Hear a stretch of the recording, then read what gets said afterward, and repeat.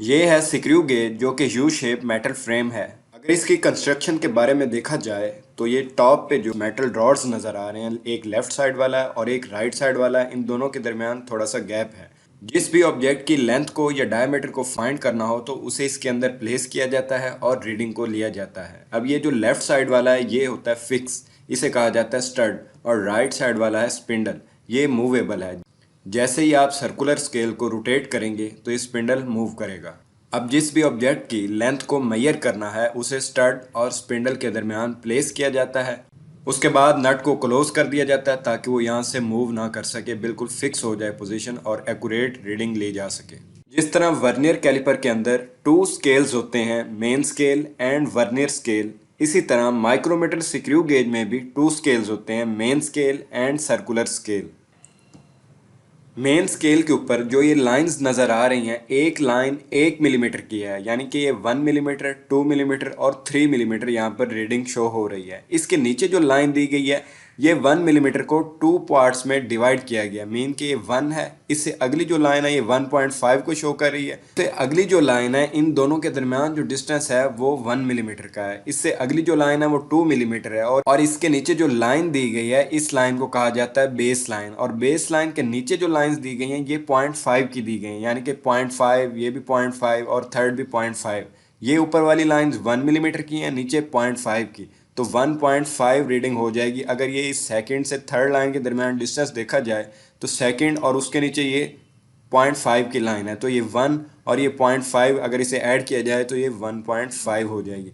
और ये जो ज़ीरो वाली लाइन है इसे कहा जाता है इंडेक्स लाइन, और ये जो सेंटर में लाइन है इसे कहा जाता है बेस लाइन। तो इसमें जब रीडिंग लेते हैं तो ऊपर वाली लाइंस को पहले काउंट कर लेते हैं और उसके बाद देखते हैं कि ये बेस लाइन से नीचे अगर कोई लाइन शो हो रही है तो 0.5 को भी साथ रीडिंग में ऐड कर लिया जाता है। सेकंड है ये सर्कुलर स्केल जो कि एक सिलेंड्रिकल शेप का है और ये मूवेबल है, इसे आप रोटेट भी कर सकते हैं। अगर इसे क्लॉकवाइज रोटेट किया जाए तो ये आगे की तरफ मूव करता है, और अगर एंटी क्लॉकवाइज मूव किया जाए तो ये पीछे की तरफ मूव करता है। मेन स्केल पर रीडिंग लेने के लिए हम ये ऊपर वाली लाइंस को काउंट करेंगे, और अगर नीचे कोई एक लाइन भी इससे आगे नज़र आ रही है, जैसे कि यहाँ पर नज़र आ रही है, हम जैसे इसे रोटेट करेंगे यहाँ पर एक छोटी सी लाइन भी नीचे नज़र आ रही है, तो ऊपर वाली रीडिंग को काउंट करेंगे, साथ ये नीचे वाली लाइन भी ऐड करेंगे। मीन्स कि यहाँ पर जो भी वैल्यू आ रही है उसमें 0.5 को ऐड करेंगे और ये हमारे पास मेन स्केल की रीडिंग आ जाएगी। सर्कुलर स्केल पर रीडिंग लेने के लिए हम सर्कुलर स्केल को रोटेट करेंगे, और मेन स्केल पर जो बेस लाइन दी गई है वो लाइन जब सर्कुलर स्केल की किसी भी लाइन के साथ मैच करेगी तो उससे पहले पहले वाली जो वैल्यूज़ होंगी उनको हम काउंट कर लेंगे, वो हमारी रीडिंग होगी सर्कुलर स्केल की। सर्कुलर स्केल पर 5 मिलीमीटर के बाद एक बड़ी लाइन लगाई गई है, हर लाइन 1 मिलीमीटर को शो करती है। अब इसकी कंस्ट्रक्शन को देखते हैं कि ये सर्कुलर स्केल है और ये मेन स्केल है, और ये आगे वाले जो आपको थ्रेड्स नज़र आ रहे हैं ये सर्कुलर स्केल के ऊपर थ्रेड्स इसलिए होते हैं जब आप इसे रोटेट कर रहे हो तो आपका हाथ स्लिप ना हो, इसे थिम्बल कहते हैं। लास्ट में दिया गया रैचेट जिसे आप रोटेट करेंगे तो सर्कुलर स्केल पर वैल्यूज चेंज होंगी। अब सर्कुलर स्केल को यहाँ से भी रोटेट किया जा सकता है, लेकिन रैचेट का यूज़ इसलिए ज़रूरी है ताकि रीडिंग ज़्यादा एक्यूरेट आए। जब आप इसे यहाँ से पकड़ के रोटेट करेंगे तो हो सकता है कि उसके अंदर थोड़ा बहुत एरर आ जाए, लेकिन इसे यूज़ करेंगे रैचेट को तो जैसे ही ये वाला स्टड जो है, स्टड और स्पिंडल आपस में बिल्कुल क्लोज होंगे तो यहाँ पर इससे आवाज़ आएगी, जिसका मीनिंग ये होगा कि अब ये बिल्कुल फिक्स हो चुका है, इससे आगे मूव नहीं कर सकता। लेकिन यही काम जब आप सर्कुलर स्केल से करेंगे हो सकता है वैल्यू के अंदर थोड़ी बहुत वेरिएशन आ जाए, तो इसलिए रैचेट का यूज़ किया जाता है कि जैसे ही स्टड और स्पिंडल आपस में क्लोज होंगे और किसी भी ऑब्जेक्ट को इनके अंदर प्लेस किया जाएगा और जैसे ही वो फिक्स हो जाएगा तो यहाँ से आवाज़ आएगी। माइक्रोमीटर स्क्रू गेज को यूज़ करते हुए रीडिंग कैसे लेते हैं इसको बाद में डिटेल से देखते हैं। पहले इसकी डेफिनेशन को देखते हैं। A screw gauge is instrument that is used to measure small length. It is also called as micrometer screw gauge. Screw gauge को स्मॉल लेंथ को मेजर करने के लिए यूज किया जाता है और इसे माइक्रोमीटर स्क्रू गेज भी कहा जा सकता है। It consist of U shape metal frame with a metal stud. अभी हमने डायग्राम में देखा है कि ये यू शेप का एक मेटल फ्रेम है। इसके अंदर एक होलो सिलेंडर है जिसके ऊपर वैल्यूज मिलीमीटर स्केल में दी गई हैं। अगर स्क्रू गेज की शेप को देखा जाए तो मेन स्केल पर ये जो जीरो वाली लाइन है इस लाइन को कहा जाता है index line. So a hollow cylinder has a millimeter scale over it along a line called index line. तो index line का भी मैंने आपको बता दिया। नेक्स्ट इसमें एक थिम्बल है। अभी हमने डायग्राम में थिम्बल को देखा जिसके ऊपर थ्रेड्स दिए गए थे। तो a thimble has thread on it. As the thimble completes one rotation, the spindle move 1 millimeter along the index line. अब जैसे ही आप थिम्बल को रोटेट करेंगे तो ये 1 मिलीमीटर along इंडेक्स लाइन से आगे 1 मिलीमीटर तक रोटेट करेगा। तो ये आप देख सकते हैं कि जैसे आप इसे रोटेट करेंगे तो ये 1 मिलीमीटर मूव करेगा। अब वन लाइन जो शो हो रही है मेन स्केल के ऊपर वो 1 मिलीमीटर की है। अब जैसे ही एक बार आप इसे रोटेट करेंगे तो ये दूसरी लाइन तक, तीसरी लाइन तक, चौथी लाइन तक इस तरह आगे मूव करता जाएगा और वन लाइन 1 मिलीमीटर को शो करती है।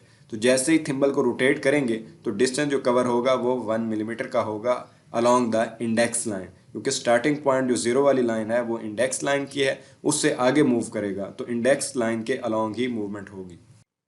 Next है pitch of the screw gauge. The distance between consecutive threads on the spindle is 1 millimeter. This distance is called the pitch of the screw gauge on the spindle.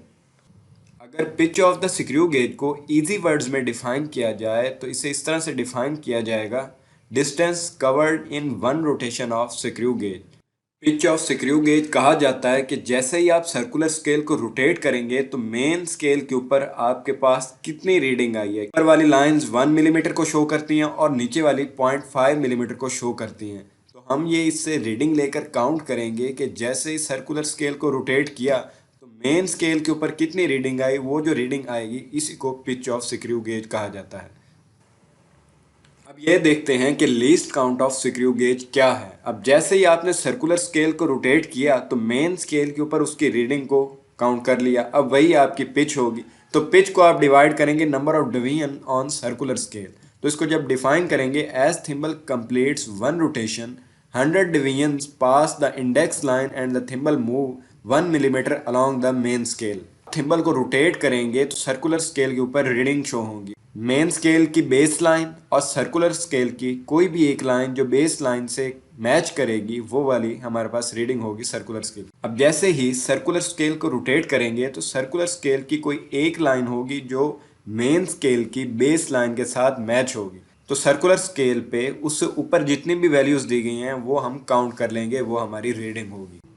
अब अगर least count of screw gauge को define किया जाए तो ये है pitch of the screw gauge divided by number of division on circular scale. अगर circular scale की वन रोटेशन को कंप्लीट किया जाए तो ये 1 मिलीमीटर डिस्टेंस कवर करता है। ये 1 मिलीमीटर डिस्टेंस जो कि मेन स्केल पर लिया गया इसी को pitch of the screw gauge कहा जाता है। और pitch of the screw gauge को हम total number of division on circular scale पर डिवाइड करेंगे। तो 1 को डिवाइड करेंगे 100 पे, आंसर आ जाएगा 0.01 मिलीमीटर। और लीस्ट काउंट का मीनिंग भी यही है कि कम से कम मेजरमेंट जो की जा सके किसी भी इंस्ट्रूमेंट को यूज करते हुए वही उसका लीस्ट काउंट होता है। तो स्क्रू गेज को यूज करते हुए 1 मिलीमीटर 100 पार्ट्स में डिवाइड कर सकते हैं। तो 100 टाइम ज्यादा एक्यूरेट वैल्यू होगी बनिस्बत उसके जो कि हम वर्नियर स्केल पर लेते हैं सिर्फ 20 टाइम्स ही। वर्नियर कैलिपर 1 मिलीमीटर लाइन को 20 पार्ट्स में डिवाइड करता है, जबकि स्क्रू गेज 1 मिलीमीटर लाइन को 100 पार्ट्स में डिवाइड करता है। तो ये ज्यादा एक्यूरेट वैल्यू होगी। अब देखते हैं स्क्रू गेज की वर्किंग को। स्क्रू गेज की वर्किंग के लिए किसी भी ऑब्जेक्ट को स्पिंडल और स्टड के दरमियान रखेंगे और रैचेट की मदद से उसे बिल्कुल क्लोज कर देंगे, टाइट कर देंगे। टाइट करने के बाद ये देखेंगे कि मेन स्केल के ऊपर कितनी रीडिंग आ रही है। बेस लाइन से ऊपर जितनी भी लाइंस होंगी वो 1 मिलीमीटर को शो करेंगे। वन लाइन 1 मिलीमीटर को शो करेगी, जितनी लाइंस होंगी उतने मिलीमीटर वैल्यू होगी।